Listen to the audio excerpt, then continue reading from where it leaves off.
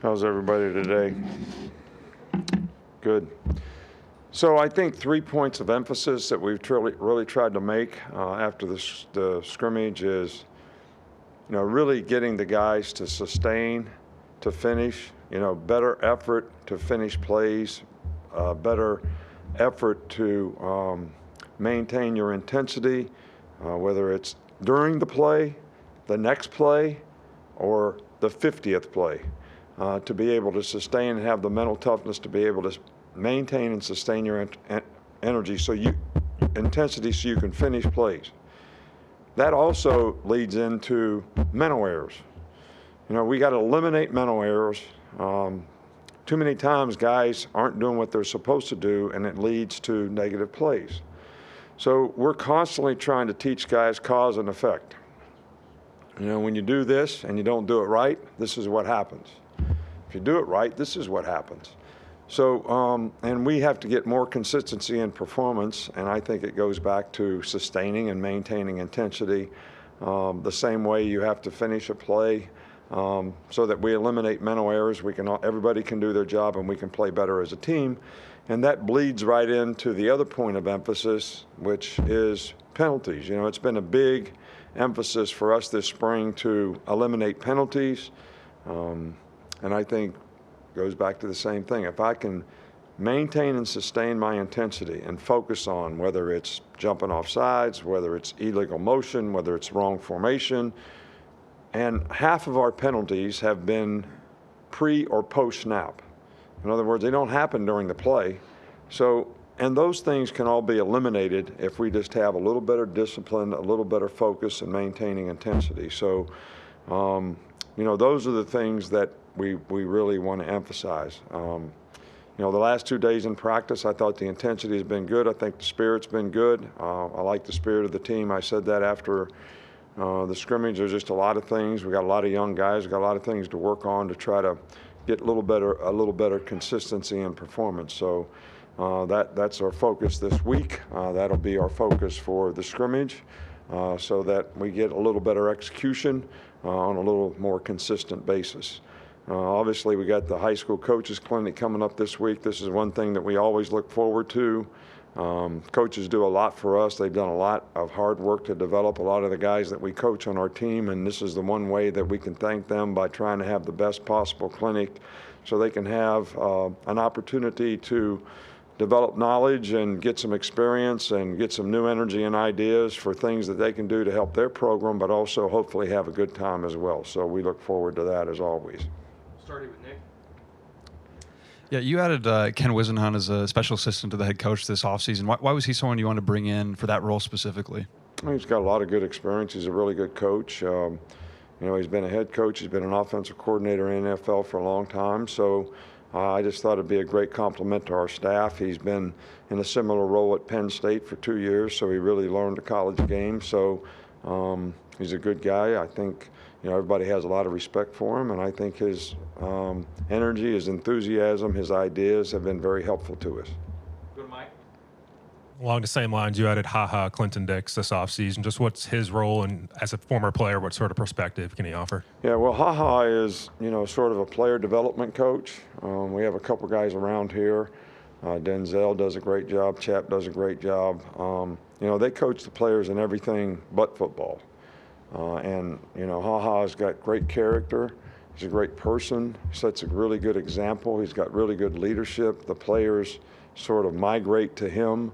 He gives them great advice and direction and things that they can do to help accomplish their goals. And he's just done a fantastic job for us, and appreciate the fact that he wants to be here. It always makes me happy when we have guys that played here, had great careers in the NFL, made the Pro Bowl, and they want to come back and be a part of the program. So we welcomed him, and he's done a fantastic job for us.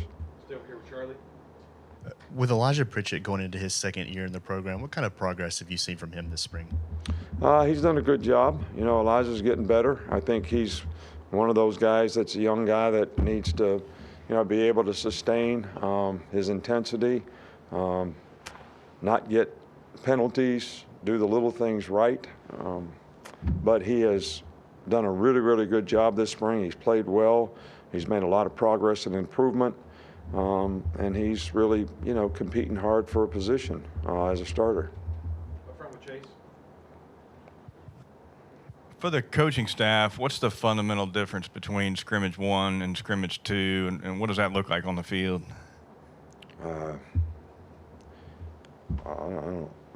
don't really know how to answer that question.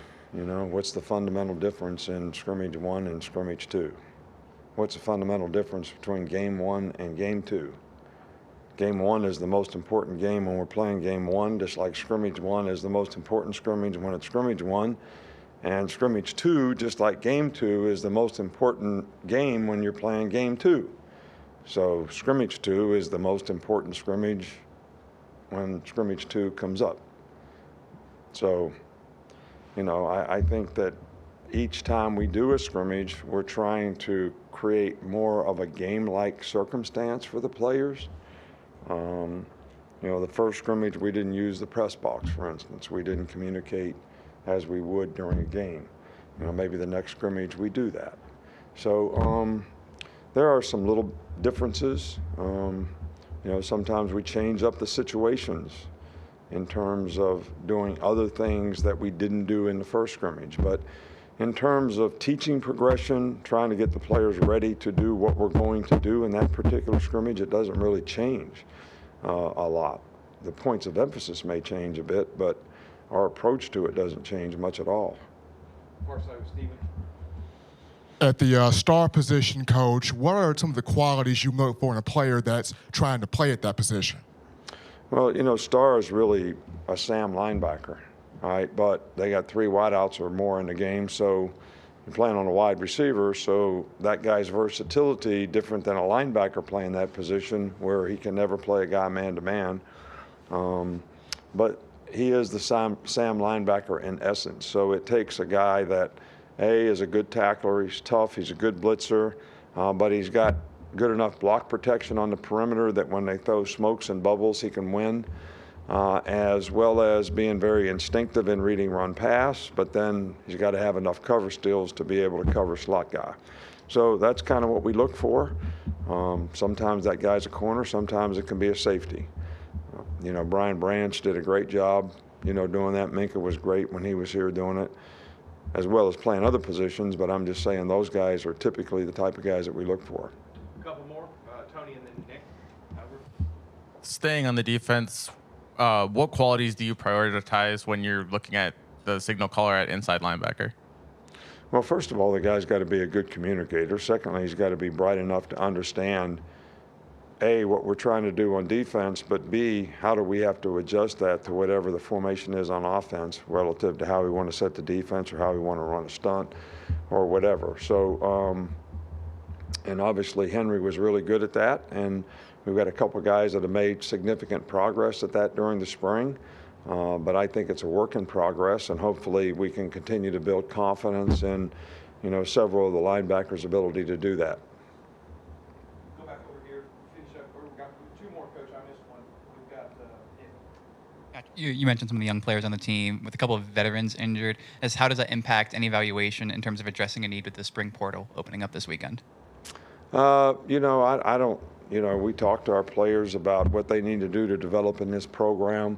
And that's how we coach them every day, and that's how we focus on them every day. But I think the fact that we've had 3 or 4 or 5 at times starters out on defense has really given other guys great opportunities to be able to get a lot of reps, to develop a lot of confidence in what they're supposed to do and make a significant improvement and be responsible and compete, like starters, which a lot of guys have. So how that impacts the future, I really don't have a crystal ball. I can't tell you that, so I don't really, know how to answer that part of the question. We have one more to finish up with that.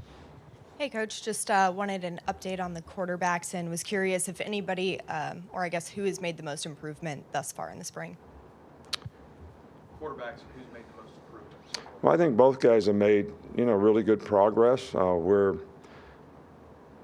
not disappointed in anybody's progress. I thought they both played, well in the scrimmage. Both guys have had their moments in practice, and they've also had learning opportunities, when they've made mistakes, and both of them have responded very well and made improvement.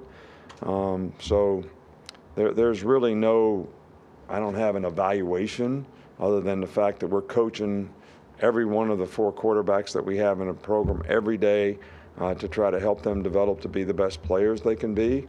And we're going to continue to do that, and hopefully those guys will continue to have the right attitude about trying to play winning football with the position. And one of the things that sometimes you have to learn that you got to eliminate the bad plays to play winning football. So there's some plays in the game that kill you. So to be able to eliminate those things is a bigger part of being able to execute all the good things. And that's what helps you play winning football. You eliminate mistakes, and you can execute and take advantage when the opportunity presents itself, because you're going to distribute the ball in every down, and we don't ever want to turn it over. And you've heard me use the analogy before. We want every series to end in a kick. Might be a punt, might be a field goal, might be an extra point, but we're not turning it over and giving it to the other team. And that's an important part of being able to execute at the quarterback position. All right, thank you.